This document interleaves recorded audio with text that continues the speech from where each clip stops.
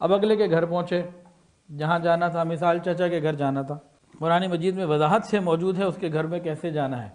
سورہ نور میں کتنا ہی ہمارا تعلق کیوں نہ ہو، کتنی ہی محبتیں کیوں نہ ہوں، الفتیں کیوں نہ ہوں، اجازتیں کیوں نہ ہوں، لیکن اگر اندر غیر محرم ہیں، دوسرے لوگ ہیں، تو پاکیزہ طریقہ، حیا والا طریقہ، اسلام کا، قرآن مجید کا طریقہ کیا ہے کہ دروازہ نوک کیا جائے یا بیل دی جائے، گھنٹی دی جائے یا موبائل پہ کال کی جائے، اندر اطلاع کی جائے۔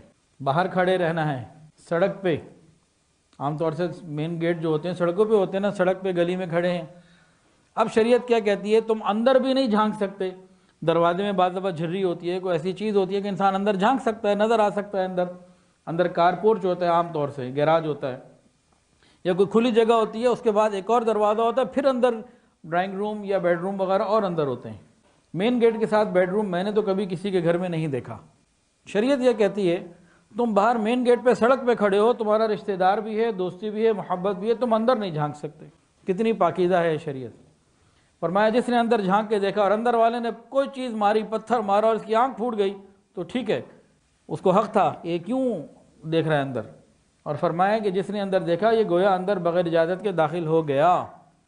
جو اتنی پاکیزہ شریعت ہو کہ دروازے پہ کھڑے ہو کر کسی کے گھر میں کے اندر نہیں جھانک سکتے، تو چھتوں میں جا کے دوسروں کے گھروں میں جھانکنا، فلیٹوں میں کھڑکیوں سے دوسروں کے گھروں میں جھانکنا، یا سوشل میڈیا کے ذریعے یا کسی بھی طریقے کے ذریعے دوسروں کی ذاتی معاملات میں جھانکنا، ان کی زندگیوں میں جھانکنا، یہ کیسے اللہ اجازت دے سکتے ہیں؟ یہ جستجو وہاں کیا ہوا، اس کے ساتھ کیا ہوا، وہ کیا کرتا ہے، وہ کیا کرتا ہے، اس کی کہانی سناؤ، اس کی داستان سناؤ، اس کا پوچھ، اس کا بتا۔ جو شریعت سڑک پہ کھڑے ہو کے رشتہ دار کے گھر میں اندر گیراج میں نظر ڈالنے کی اجازت نہیں دیتی، وہ دوسروں کی زندگیوں میں جھانکنے کی کیسے اجازت دے سکتی ہے؟ خود سوچے بندہ۔ اب باہر کھڑے ہوئے داخل ہونے کیسے داخل ہوں گے؟ اس کے احکامات باقاعدہ قرآن و حدیث میں موجود۔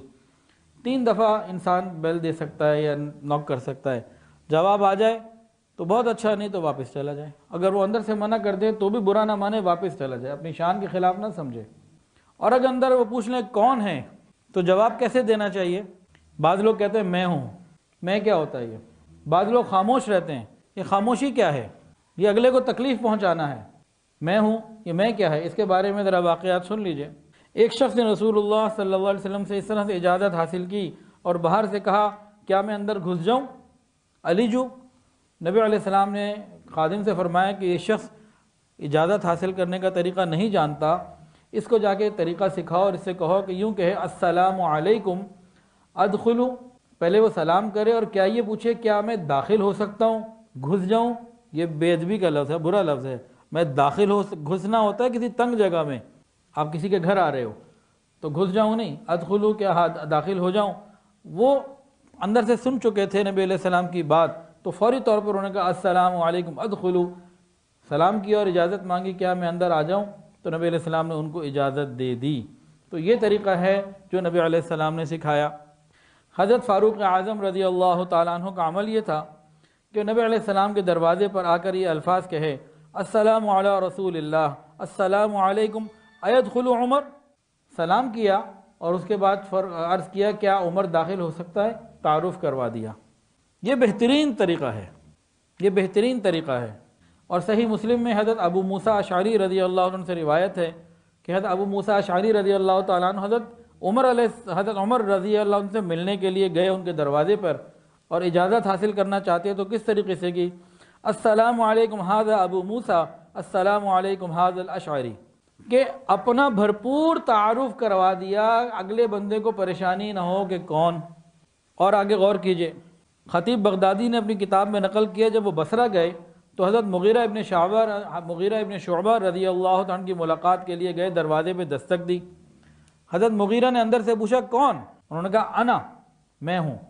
تو حضرت مغیرہ نے کہا کہ بھئی میرے دوستوں میں تو کوئی بھی ایسا نہیں ہے جس کا نام ہو انا، میں، میرے دوستوں میں تو کوئی بھی ایسا نہیں ہے۔ اس کے بعد باہر تشریف لائے اور ان کو بات سکھائی، نبی علیہ السلام کی حدیث سنائی، اور فرمایا کہ ایک روز حضرت جابر ابن عبداللہ رضی اللہ تعالیٰ عنہ نبی علیہ السلام کی خدمت میں حاضر ہوئے اور اجازت لینے کے لیے دروازے پر دستک دی۔ تو نبی علیہ السلام نے پوچھا کون؟ تو حضرت جابر نے کہا انا، یعنی میں ہوں. تو نبی علیہ السلام نے ان کو سختی سے کہا کیا کہتے ہو انا انا، یہ کیا ہوتا ہے انا انا؟ یعنی سمجھایا کہ انا انا سے کچھ نہیں ہوتا، اپنا تعارف پورا کرواؤ.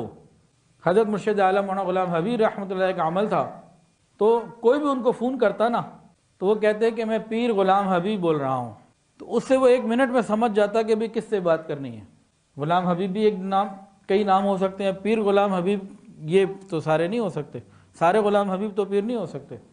تو کم سے کم الفاظ میں اپنا پورا تعارف کرا دینا یہ شان کے خلاف نہیں، یہ شریعت کا حکم ہے کہ اگلے کو آسانی ہو. اب دروازہ اگر نوک کرنا ہے، بیل دینی ہے، تو کیسے؟ دروازہ اتنی زور سے نہیں کھٹکھٹانا کہ اگلا بندہ پریشان ہی ہو جائے کہ یا اللہ یہ کیا ہو گیا.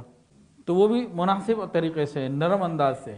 اصل کے اندر کیا ہوتا ہے، جب انسان کسی کے دروازے پر آئے تو دوسرے بندے کو مانوس کرنے کی فکر کرے، انسیت کو حاصل کرے. جب ایسا انداز اختیار کرے گا، ایسی بات ہوگی کہ دوسرے بندے کی انسیت وہ حاصل کر سکے گا، تو دونوں کے اندر رابطہ آسان ہوگا.